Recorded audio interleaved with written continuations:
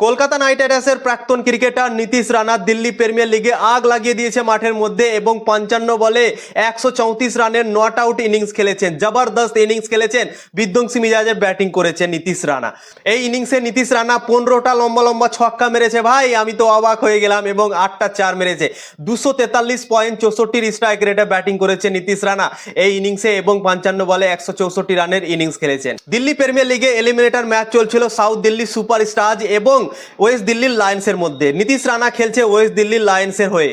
South Delhi super stars প্রথমে batting করে 201 run করেছিল 5 উইকেটে 20 ওভারে, এবং নীতিশ রানার দলকে ওয়েস্ট লায়নকে 202 রানের বিশাল আকারের টার্গেট দিয়ে ফেলেছিল এলিমিনেটর ম্যাচে। দিয়ে নীতিশ রানার দল 202 রানের টার্গেটটা চেস করতে গিয়ে মাত্র 17 ওভার এক বলেই চেস করে ফেলেছে। নীতিশ রানা করেছে 134 রান মাত্র 55 বলে, 15টা ছক্কা 8টা 4। দুর্দান্তভাবে মাত্র 17 ওভার এক বলেই জিতে গিয়েছে, ম্যাচকে একতরফা করে দিয়েছে। ভাই সত্যি দুর্দান্ত ইনিংস খেলেছেন প্রাক্তন নাইট ক্রিকেটার নীতিশ রানা।